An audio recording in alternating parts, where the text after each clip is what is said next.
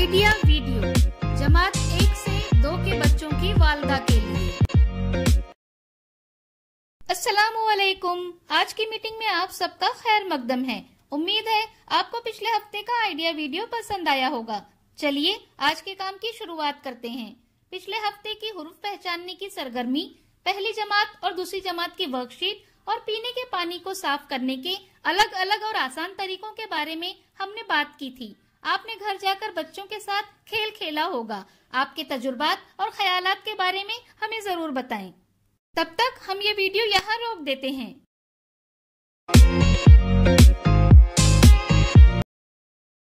चलिए अब आगे की सरगर्मी करते हैं, जिसका नाम है करके देखते हैं। तमाम वालदा एक लकीर पर खड़ी रहें। हर वालदा के सामने कुछ फासले पर बाल्टी रखें। तमाम वालदा की आंखों पर पट्टी बांधें। अब हर वालदा के हाथ में लकड़ी दें। लीडर वालदा के 1, 2, 3 कहते ही तमाम वालदा अपने सामने रखी बाल्टी को ढूंढे और उसे लकड़ी से मारे। जो वालदा बाल्टी को लकड़ी से पहले मारेगी वो फातेह होगी।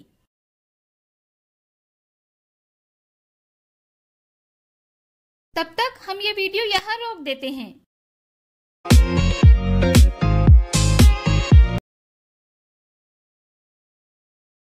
चलिए अब आगे की सरगर्मी करते हैं, जिसका नाम है कुछ नया सीखते हैं। बच्चों में कीड़े का इन्फेक्शन काफी आम है और ये आसानी से फैलता है। ताहम ये बताना मुश्किल है कि ये इन्फेक्शन कितने आम हैं, क्योंकि इनमें अक्सर कोई अलामत नजर नहीं आती है। आइए इसके बारे में इस वीडियो से मालूमात हासिल करते हैं। बच्चों के पेट में कीड़े होना।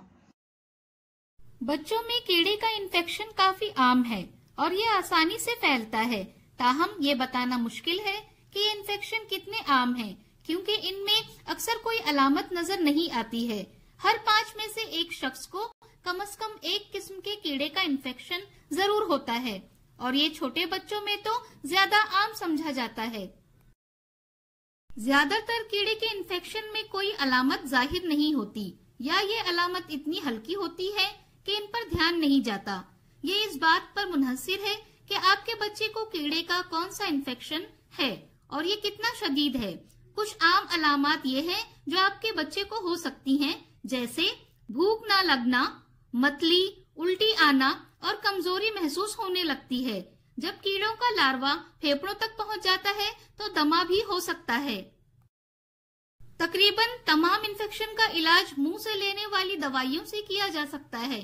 आपके बच्चे को किस किस्म का इन्फेक्शन हुआ है ये जानने के बाद ही डॉक्टर दवाएं या कीड़े खत्म करने का इलाज डीवॉर्मिंग शुरू कर सकते हैं।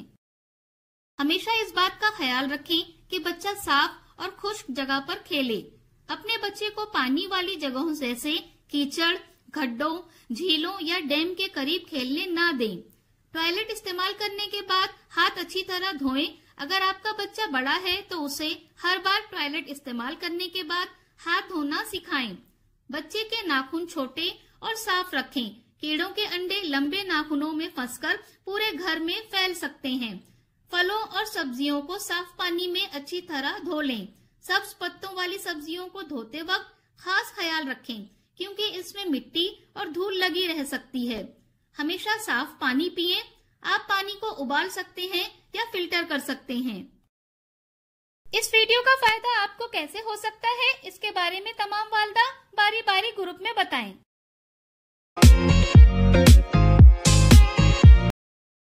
चलिए अब आगे की सरगर्मी करते हैं, जिसका नाम है घर जाकर बच्चों से करवाएं। घर की कुछ चीजें लें और एक टोकरी में रखें, जैसे टमाटर, साबुन, रुई, मोबाइल वगैरह। बच्चों को हर एक चीज के नाम की पहली आवाज कौन सी है पूछें। जैसे साबुन की पहली आवाज है 100।